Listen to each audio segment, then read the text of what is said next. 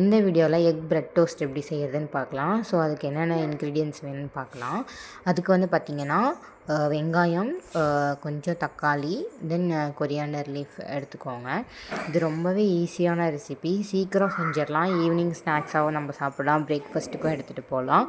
So அதுக்கு வந்து பார்த்திங்கன்னா ஃபர்ஸ்ட் வந்து நான் ஒரு எக்கு ஒன்று எடுத்துக்கிறேன். அதை உடச்சி ஒரு பவுலில் போட்டுக்கோங்க.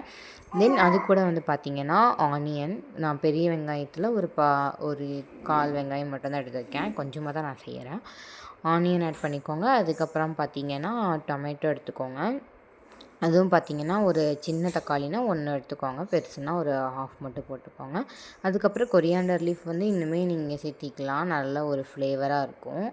தென் அதுக்கப்புறம் கொரியாண்டர் லீஃப் போட்டதுக்கப்புறமா கொஞ்சமாக மிளகாத்தூள், கரம் மசாலா, நெக்ஸ்ட் வந்து பார்த்திங்கன்னா சால்ட் வந்து ஆட் பண்ணிக்கோங்க. நான் பாப்பாவுக்கும் கொடுக்கறதுனால நான் எல்லாமே அளவாக தான் எடுத்திருக்கேன். கடைசியாக வந்து பெப்பரும் ஆட் பண்ணிக்கலாம்.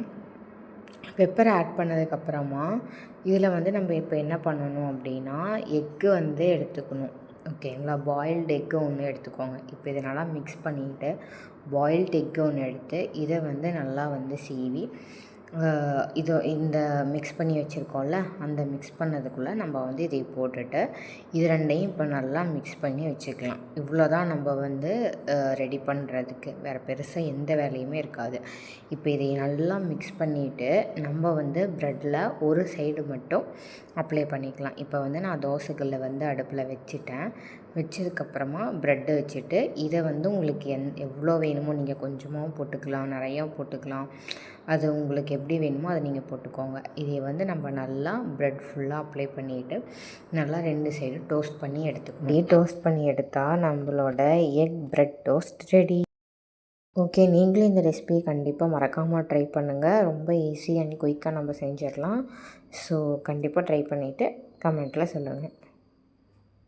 இப்போ பார்த்திங்கன்னா செஞ்சு முடிச்சுட்டு எங்கள் யாழ் வந்து எப்படி வந்து சாப்பிட்ருக்கான்னு பாருங்கள்.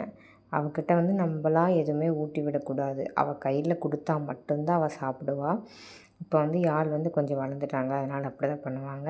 சரி, ஓகே, இந்த வீடியோ பிடிச்சிருந்ததுன்னா கண்டிப்பாக like and share and subscribe பண்ணிடுங்க. தேங்க்ஸ் ஃபார் வாட்சிங்.